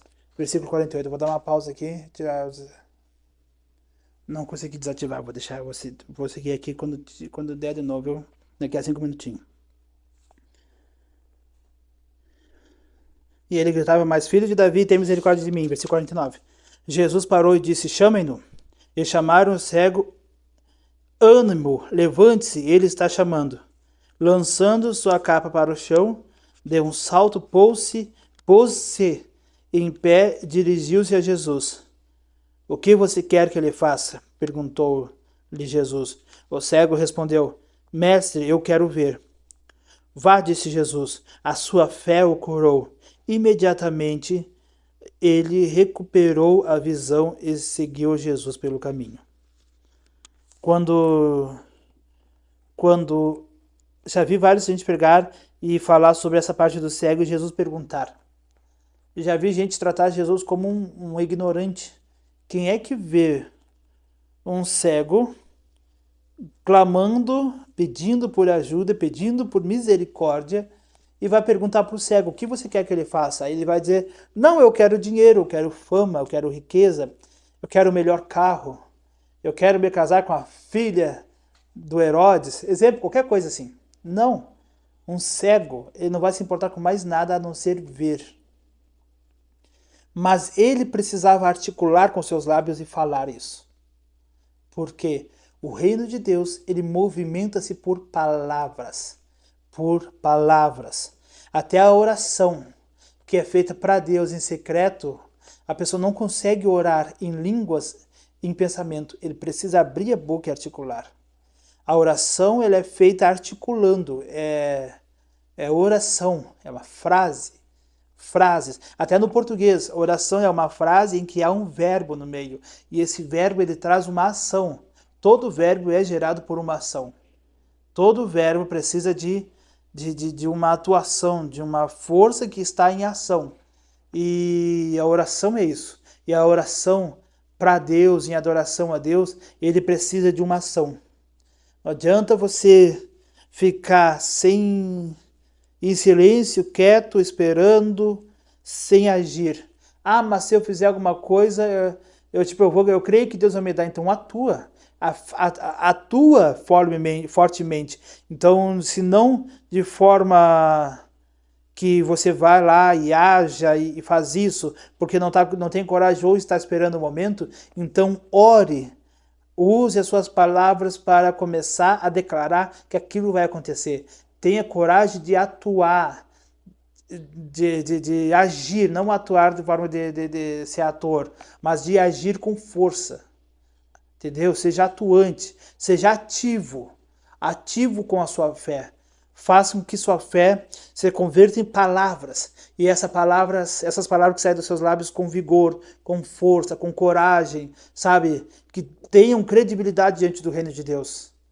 Não somente em pensamento, e aí quando as coisas não acontecem, você sofre. Não. As coisas não aconteceram, mas ainda tem fôlego de vida nos seus pulmões, então siga acreditando que vai acontecer. Nunca é tarde para que os planos se realizem na sua vida, mas um dia pode ser tarde demais para que você tenha fé e ative essa fé. Um dia pode ser tarde demais, então use a sua fé agora mesmo. Eu creio que as coisas vão acontecer em sua vida, mas ative a sua fé, em nome de Jesus. Marcos 11, continuando. Quando se aproximaram de Jerusalém, chegaram a Betfagé e Betânia, perto do Monte das Oliveiras. Jesus enviou 2 de seus discípulos, dizendo: Vão ao povoado que está diante de vocês. Logo que entrarem, encontrarão um jumento amarrado, no qual ninguém jamais montou. Desamarrem-no e tragam-no aqui. Se alguém lhes perguntar por que vocês estão fazendo isso, digam-lhe: o Senhor precisa deles e logo o devolverá. Eles foram encontrar um jumentinho na rua amarrado a um portão. Enquanto desamarravam, alguns dos que estavam ali lhe perguntaram: o que vocês estão fazendo, desamarrando esse jumentinho? Os discípulos responderam como Jesus tinha lhe dito, e eles deixaram ir. Trouxeram o jumentinho a Jesus, puseram sobre ele seus mantos. Aqui no Mateus dizia que ele estava com a jumenta, o jumentinho junto com a jumenta, e aqui só fala do jumentinho. E Jesus montou. Muitos estenderam seus mantos pelo caminho, e outros espalharam ramos que haviam cortado nos campos. Os que iam adiante dele e os que o seguiam gritavam: Hosana, bendito é o que vem em nome do Senhor, bendito é o reino vindouro de nosso Pai. Hosana nas alturas. Jesus entrou em Jerusalém e dirigiu-se ao templo. Observou tudo à sua volta e, como já era tarde, foi para Betânia com os 12. Jesus purifica o templo. No dia seguinte, quando estavam saindo de Betânia, Jesus teve fome. Vendo à distância uma figueira com folhas, foi ver se encontraria nela algum fruto. Aproximando-se dela, nada encontrou, a não ser folhas, porque não era tempo de figos. Então lhe disse: ninguém mais coma do seu fruto. E os seus discípulos ouviram-nos dizer isso. Chegando a Jerusalém, Jesus entrou no templo e ali começou a expulsar os que estavam comprando e vendendo. Derrubou as mesas dos cambistas e as cadeiras dos que vendiam pombas, e não permitia que ninguém carregasse mercadorias pelo templo. E os ensinava dizendo: não está escrito: a minha casa será chamada casa de oração, mas vocês fizeram dela um covil de ladrões. Os chefes dos sacerdotes e os mestres da lei ouviram essas palavras e começaram a procurar uma forma de matá-lo, pois o temiam, visto que toda a multidão estava maravilhada do seu ensino. Ao cair a tarde, eles saíram da cidade. Então nós temos aqui, primeiro, sobre a figueira. A figueira é algo muito certo, muito forte aqui no ensino da aqui, ó. Na figueira tem um ensino muito forte sobre Israel, né, que não vai dar não deu seu fruto. E aí Jesus, querendo dizer assim, ó, que Jesus, ele veio e precisava dos frutos de Israel, fruto de arrependimento, fruto de de techuvá, de arrependimento, de adoração a Jesus, que reconhecesse Jesus. E aí eles recusaram Jesus, não tinha esse fruto. Jesus veio para Israel, andou por Jerusalém, andou em toda a Judéia, andou na Galiléia, foi na Samaria. Ele foi por todos os lugares, mas na própria Jerusalém, próprio Judá, recusaram ele, negaram a fé a ele, recusaram que ele era Deus, não quiseram o receber como Messias, porque ele não atendia aos requisitos que eles esperavam. Então Jesus, ele diz que ninguém mais coma fruto de vocês. E nunca mais de Jerusalém, nunca mais de Israel, da nação de Israel, mesmo quando ela esteve espalhada pelo mundo e agora, não nasceu mais profeta que tivesse escritos que nem o da Bíblia, não nasceu mais profecia, tem adoração, não houve mais desde a Babilônia, nunca mais houve a adoração a ídolos. Israel sempre adoraram ao Senhor, mas o fruto, como os frutos da Bíblia mesmo, do Antigo Testamento, não mais vieram. E eles não creram em Jesus Cristo. Hoje há judeus que creem em Jesus Cristo muito mais que antigamente. Mas a figueira ainda está seca. Ainda está seca, ainda estão adorando a Deus, mas eles não veem ainda um retorno como tinha antes de Deus. Eles levam a adoração a Deus, mas ainda Deus está ainda atuando de forma na igreja mesmo. O Espírito Santo está atuando na igreja. E Deus vai trazer o castigo, vai trazer o julgamento, e ele vai trazer de volta, vai tratar com Israel quando a igreja for arrebatada. Na verdade, isso precisa de um estudo maior, completo aqui, só comentando. Até às vezes eu me atrapalho porque eu tenho que estar me lembrando dos meus estudos, lembrando das informações que eu tenho para poder trazer.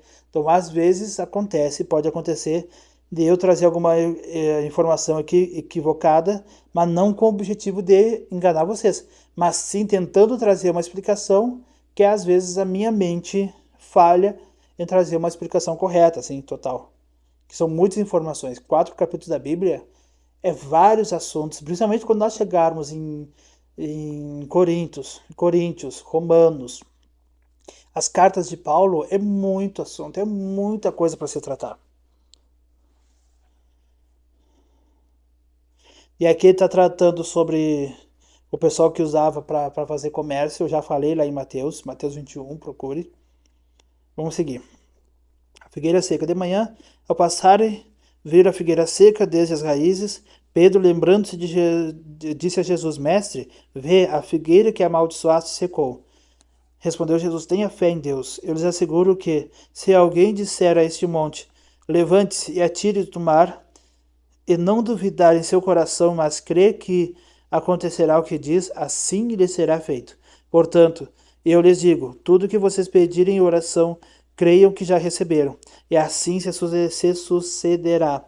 E quando tiverem orando, se tiverem alguma coisa contra alguém, perdoem-no, para que o Pai Celestial lhes perdoe os seus pecados. Mas se vocês não perdoarem também, seu Pai que está no céu também não perdoará os seus pecados.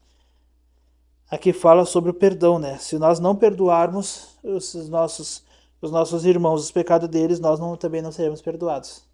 Então, que é uma condição muito forte. O guardar rancor. O lembrar do que aconteceu é uma coisa, mas guardar rancor, enquanto você estiver guardando o rancor dos pecados, das faltas que fizeram com você, né, Deus, infelizmente, não vai poder lhe perdoar. Ah, mas Deus perdoa, Deus é obrigado. Não, Deus não é obrigado a perdoar. Ele tem as condições que ele lhe deu para o perdão. Se você não fizer de acordo com as condições que ele deu, o perdão não vai ser dado. Ah, mas eu adoro a Jesus, mas você não perdoar o seu irmão, essa adoração vai ser toda em vão. A autoridade de Jesus é questionada. Chegaram novamente a Jesus, e quando Jesus estava passando pelo templo, me perdoe, aproximaram-se dele os chefes dos sacerdotes, os mestres da lei e os líderes religiosos lhe perguntaram: com que autoridade está fazendo essas coisas? Quem te deu a autoridade para fazê-las? Jesus respondeu: eu lhes farei uma pergunta, responda-me. E eu, isso também está em Lucas 20. Responda-me, e eu lhe direi com que autoridade estou fazendo essas coisas. O batismo de João era do céu dos homens, digam-me. Eles discutiam entre si, dizendo: se dissermos dos céus, ele perguntará: então por que vocês não creram nele? Mas se dissermos dos homens, eles temiam o povo, pois todos realmente consideravam João profeta. E eles responderam: não sabemos. Então disse Jesus: tampouco lhes direi com que autoridade estou fazendo essas coisas.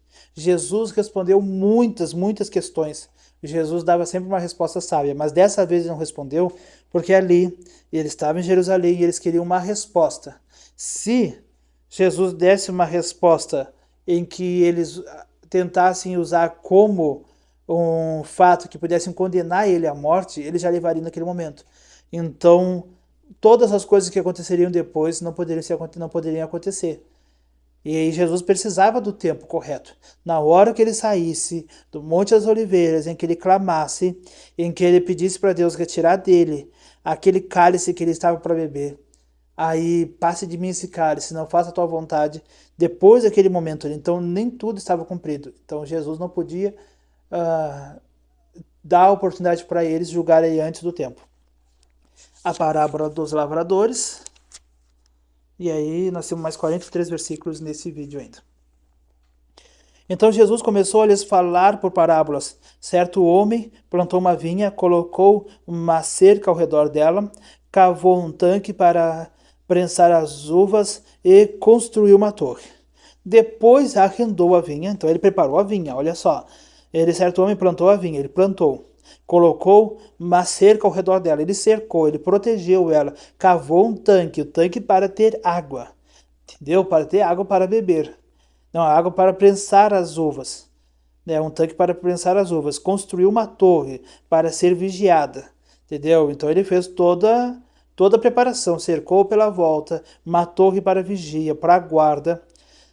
Depois arrendou a vinha a alguns lavradores. Então estava tudo preparado, tudo cuidadinho, bem arrumadinho, e foi fazer uma viagem. Na época da colheita, enviou um servo aos lavradores para receber deles a parte do fruto da vinha. Mas eles os agarraram, os espancaram e o mandaram embora de mãos vazias. Então enviou-lhes outro servo, e lhe bateram na cabeça e o humilharam. E enviou ainda outro, e o qual mataram. Enviou ainda muitos outros. E alguns bateram e outros mataram. Aqui está falando dos profetas, mandou um tipo de profeta, mandou outro tipo, mandou aviso, mandou pessoas anunciarem, mandou pessoas a Israel, e os israelitas, os judeus, mataram todos. Entendeu? E aqui depois enviou vários outros, está falando dos 12, os profetas menores, e aí mataram todos. Faltava-lhe ainda um para enviar, o seu filho amado. Por fim enviou, dizendo: a meu filho eles respeitarão. Mas os lavradores disseram uns aos outros: este é o herdeiro, venham, vamos matá-lo, e a herança será nossa. Assim eles os agarraram, o mataram e o lançaram para fora da vinha. Então aqui Israel estavam prontos para matar, os sacerdotes estavam prontos para matar Jesus, e aí eles disseram entre si: vamos matar esse porque ele finge ser o Messias, que o nosso Messias vai ser alguém, um homem de guerra, um homem que vai destruir Roma, o homem que a gente vai deixar de ser escravo de Roma. E aí eles disseram, não, vamos matar ele. Nós não precisamos dele, vamos matar e nós queremos para nós. Então, aqui agarraram e mataram e o lançaram fora da vinha. Está se referindo a Cristo.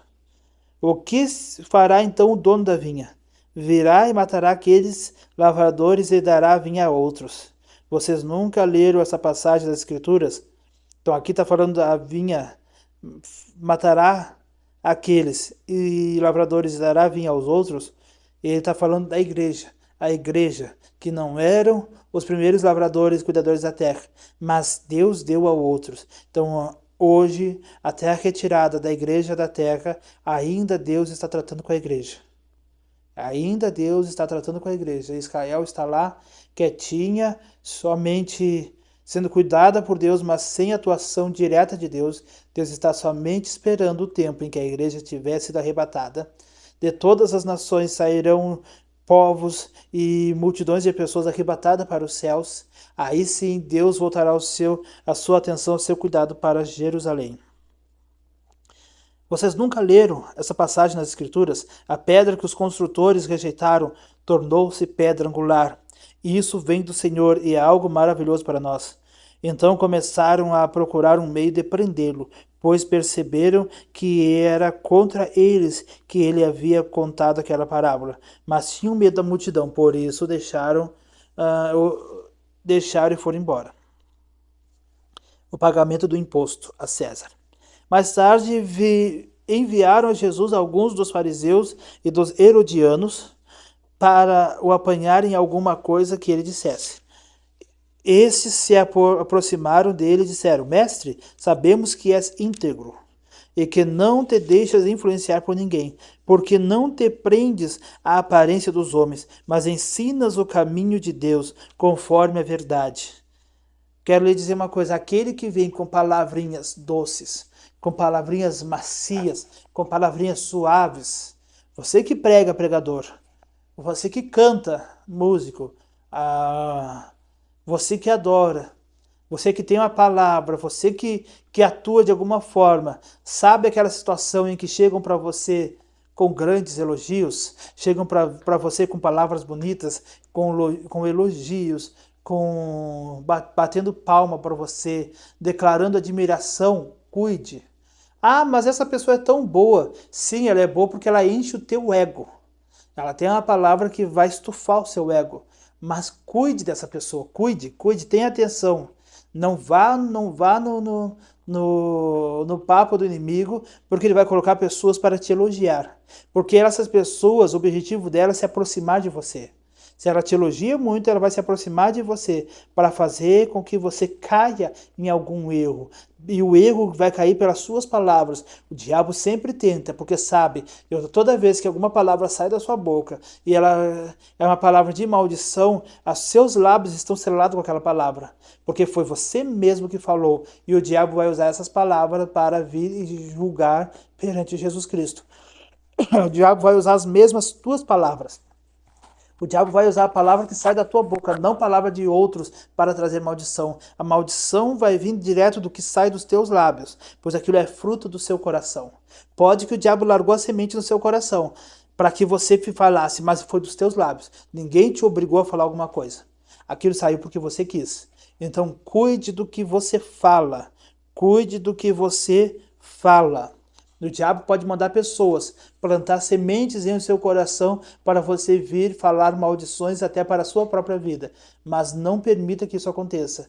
O Senhor Jesus é poderoso para guardar os teus lábios. Mas se você quiser falar bobagem, dar ouvidos àqueles que se aproximam com elogios, com palavras bonitas, sabe, com palavras que enchem o coração. Muitos pregadores, muitos ministros de louvores cantam bem, pregam bem, e o seu coração tem sido cheio de orgulho, e esse orgulho que afasta os homens de Deus. E eles têm se afastado de Deus achando que estão sendo grande coisa, e muitas vezes eles têm sido maldição para si mesmos, através do que o coração é cheio e através daquilo que sai dos seus lábios. Então eles queriam pegar Jesus na palavra, falar alguma coisa e Jesus cair no engano. E eles elogiaram Jesus, porque prende.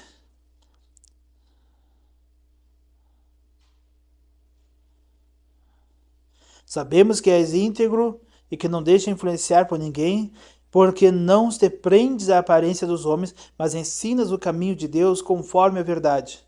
Aí eles vieram e elogiaram bastante e deram a rasteira. É certo pagar imposto a César ou não? Devemos pagar ou não? Então eles vieram com palavras bonitas e pensaram assim, ó, se ele disser que não paga o imposto a César, que é errado, é revolucionista. Agora Jesus é revolucionista e ele vai vir, vamos derrubar César.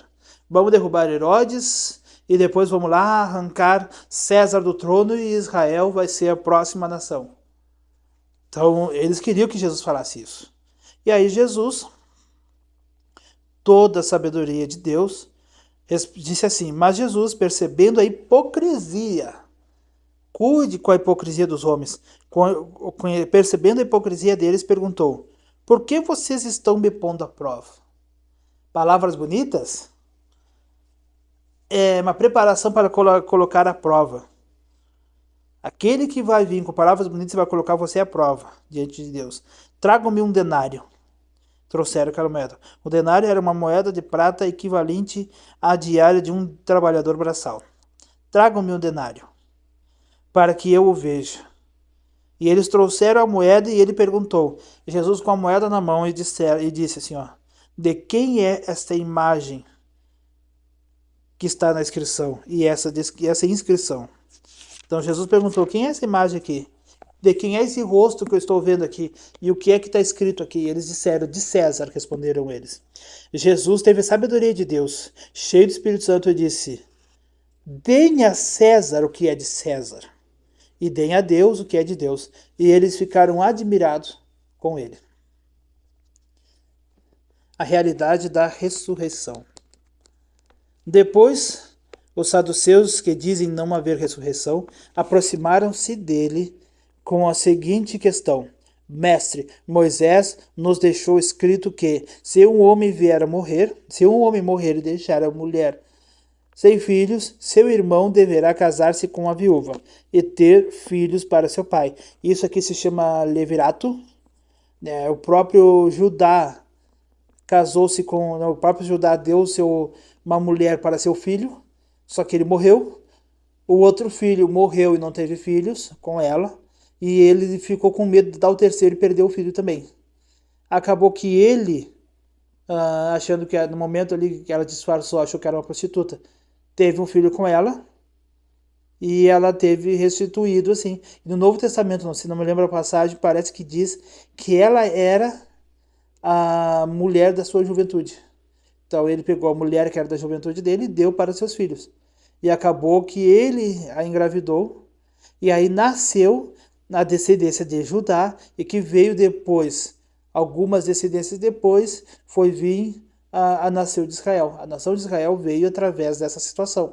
E essa situação de quando um homem tem uma esposa e não tem filho com ela, o seu irmão, que está depois dele, o seu irmão mais velho, que ficou depois, ele vai e tenta ter um filho com ela, mas o filho não vai ser dele, vai ser do irmão mais velho que morreu. E assim depois acontecia. Isso se chama levirato. Quando um homem fazia um filho na esposa do irmão para dar descendência ao irmão. Não era dele a descendência, mas sim do irmão dele. Aí eles se aproximaram com a seguinte questão: Mestre, Moisés nos deixou escrito que se um homem morrer... Só um segundinho. Continuando. Mestre, Moisés nos deixou escrito que se um homem morrer e deixar mulher sem filhos, seu irmão deverá casar-se com a viúva e ter filhos para o seu irmão, viu? Então, assim, isso aqui é o levirato. Havia 7 irmãos. O primeiro casou e morreu sem deixar filhos. O segundo casou com a viúva, mas também morreu sem deixar filhos. O mesmo aconteceu com o terceiro. Nenhum dos 7 deixou filhos. Então, a mulher se casou com todos. Todos tentaram, mas todos eles, ou a mulher, ou todos eles não podiam ter filhos. E aí acabou que todos morreram. A mulher também morreu, chegou uma idade lá na idade avançada, na velhice. Todos eles morreram. Finalmente morreu também a mulher. Na ressurreição, de quem ela será esposa, visto que os 7 foram casados com ela? E aí Jesus vem com aquela resposta linda e disse: vocês estão enganados, pois não conhecem as Escrituras nem o poder de Deus. Meu irmão, não conhecer a Escritura é uma coisa. Não conhecer as Escrituras e não conhecer o poder de Deus tem que buscar, são duas coisas diferentes. Não conhece as Escrituras e nem o poder de Deus. Busque conhecer as Escrituras. Enquanto estão lendo as Escrituras, estudando as Escrituras, busquem conhecer o poder de Deus. Somente Deus, somente Jesus pode dizer: ah, mas o que é esse poder? Pergunte. A hora que você começar a buscar, entender as Escrituras e começar a ver transformações no seu coração, na sua vida, você vai entender o que é esse poder de Deus. Versículo 25. Quando os mortos ressuscitam, não se casam, nem se dão em casamento, mas são como os anjos do céu. Quanto à ressurreição dos mortos, vocês não leram no livro de Moisés o relato da sarça?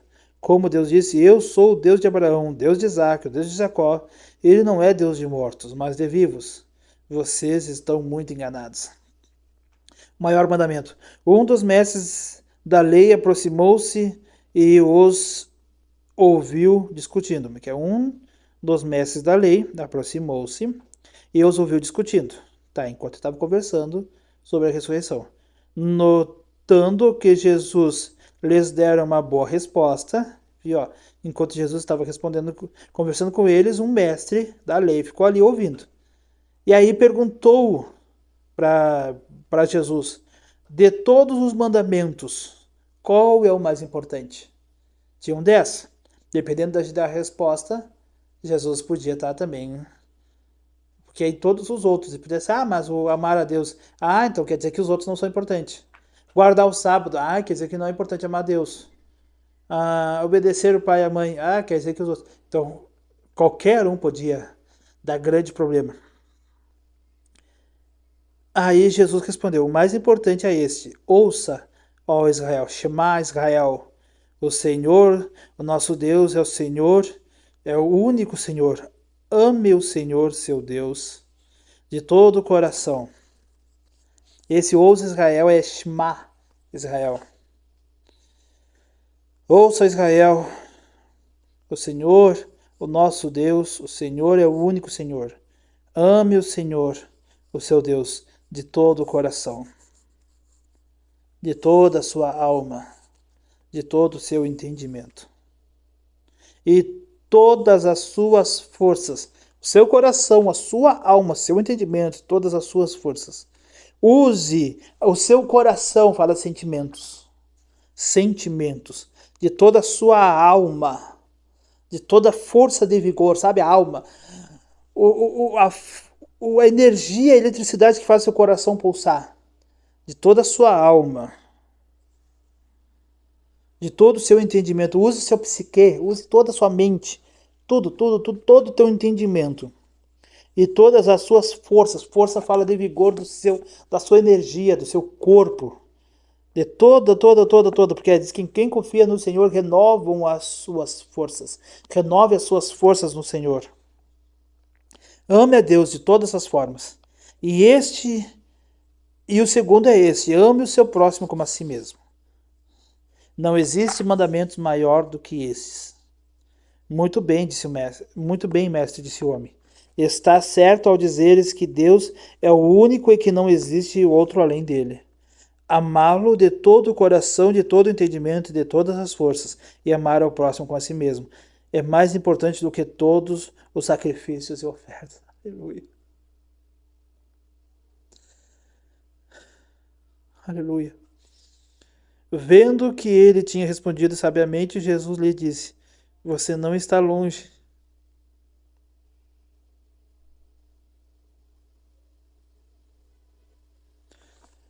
Só um segundinho. Se eu tivesse ao vivo, eu não conseguiria parar. Você não está longe do reino de Deus, meu Deus. Você que é cristão, você que está assistindo esse vídeo. Qual é o maior sonho verdadeiro de todo cristão? Ouvi Jesus dizer: você não está longe, você está muito próximo do reino de Deus.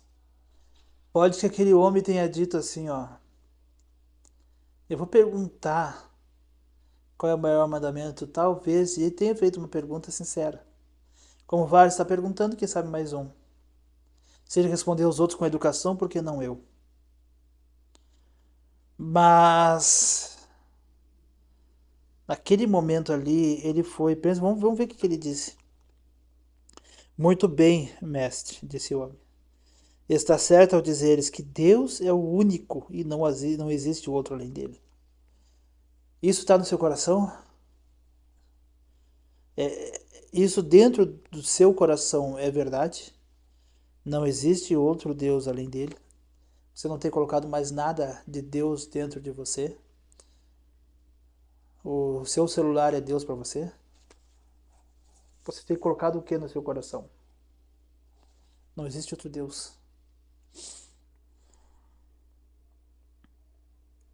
Você tem colocado o quê? Quantas coisas nós colocamos como Deus diante do Senhor? Amá-lo de todo o coração, de todo entendimento. Meu Deus, de todo o coração, sentimentos, paixão, força, todo sentimento, toda a alegria, todos os mais fortes sentimentos que o nosso coração pode ter. De todo, não é meio. De todo o teu coração, de todo o teu entendimento. O teu entendimento, você tem dedicado o teu entendimento das coisas para o Senhor? E todas as tuas forças, você tem usado tuas forças para o Senhor?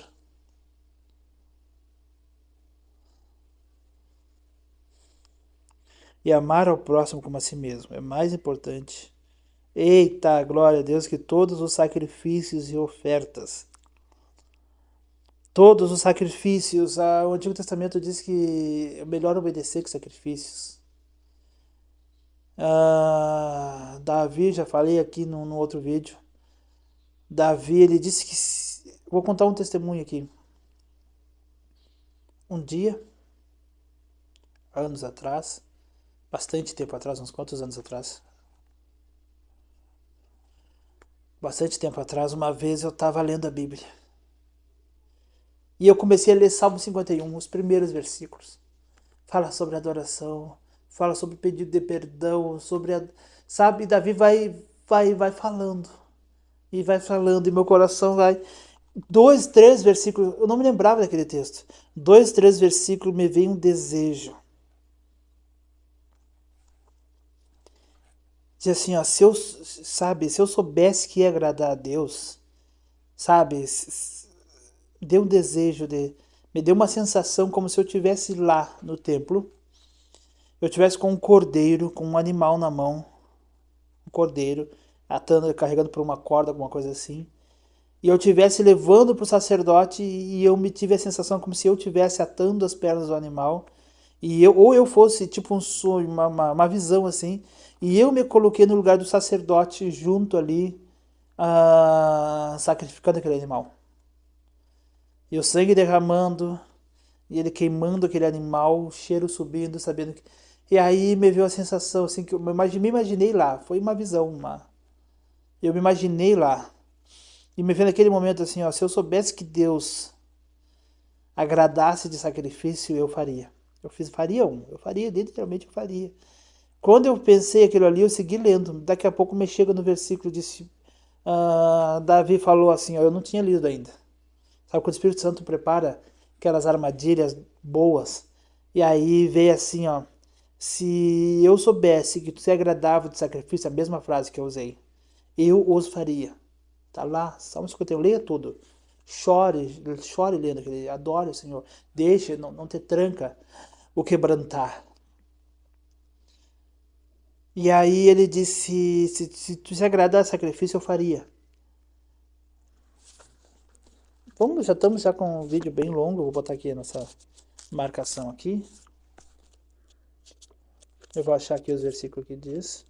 Não vou ler todo para não se estender. Mas Muito, muito, muito, muito Deus falou comigo.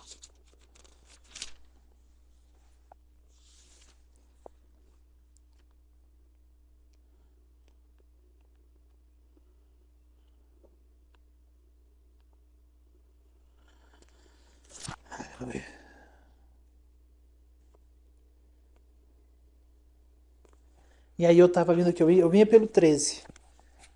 Então ensinarei os teus caminhos aos transgressores, para que os pecadores se voltem para ti. Livra-me da culpa do crime de sangue, ó Deus, da minha salvação. E aí começou, nem tava, eu comecei a me lembrar do sacrifício e eu vinha lendo. E, e a minha alma, e a minha língua clamará a tua justiça. Eu estava lendo na revista corrigida. Ó Senhor, as palavras dos seus lábios, dos meus lábios, e a minha boca anunciará o teu louvor. Olha só o versículo 16. Não te deleitas em sacrifício, nem te agradas dos holocaustos, senão eu os traria. Davi mesmo dizendo, se tu não se agrada, Senhor, não é do teu agrado. Mas se fosse, se eu soubesse que o Senhor se agradava, eu faria. Sacrifícios que agradam a Deus são um espírito quebrantado, um coração quebrantado e contrito, ó Deus, não desprezarás. Então, o que eu descobri naquele momento, que um coração quebrantado, um coração contrito, um coração que se derrama. Sabe quando a mulher aquela quebrou, a gente vai ler junto, quebrou o vaso, quebrou o perfume, quebrou. Como o Samuel Mariano disse, o que presta para Jesus não presta mais nada. Ela quebrou o vidro e despejou aos pés de Jesus. Assim nós fazemos com o nosso coração quebrar, arrancar ele espiritualmente, arrancar e derramar o nosso coração diante um sacrifício. Sabe, aquele sacrifício de adoração. Entrega, entrega, entrega.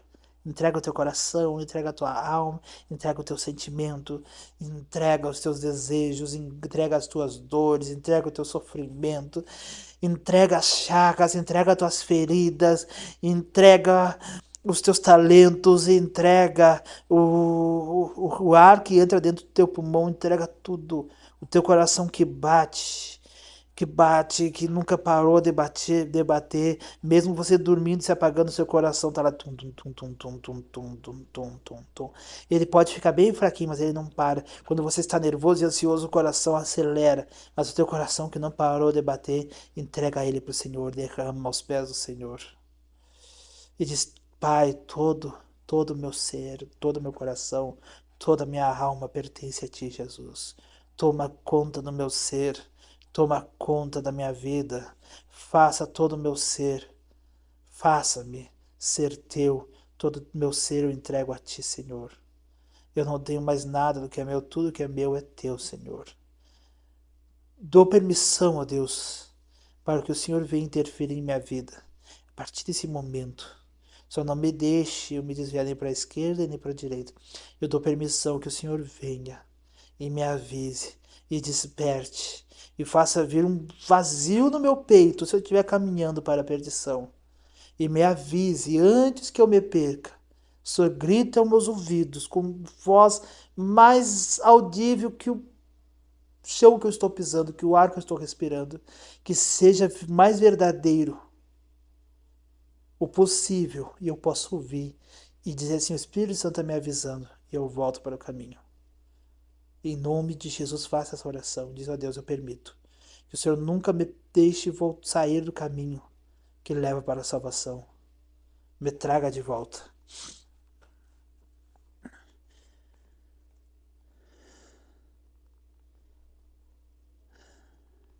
Eu tinha me esquecido. Eu tinha me esquecido desse versículo. Eu já tinha lido. Se você olhar aqui, você consegue ver. Ele está marcado com lápis. Tem marcação. Eu já tinha lido, eu já tinha marcado ele com força, então já tinha lido, mas tinha me esquecido. O Espírito Santo guardou para esse momento aqui. Vocês me perdoem ter pausado aquela hora, mas eu precisava ter aquele momento com o Espírito Santo ali que Deus me quebrantou. Depois eu voltei. Cristo é o Senhor de Davi, ensinando no templo Jesus perguntou: como os mestres da lei dizem que o Cristo é o filho de Davi?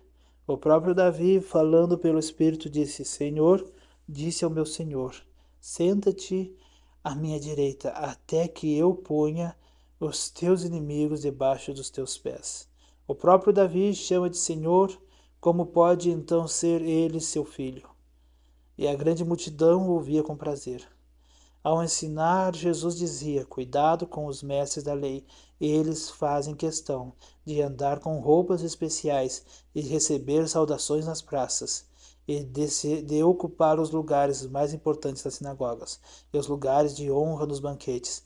Eles devoram as casas das viúvas e, para disfarçar, fazem longas orações. Eles receberão condenação mais severa. Jesus assentou-se em frente do lugar onde estavam colocadas as contribuições e observava a multidão colocando dinheiro nas caixas de ofertas. Muitos ricos lançavam ali grandes quantias. Então uma viúva pobre chegou-se e colocou 2 pequeninas moedas de cobre de muito pouco valor.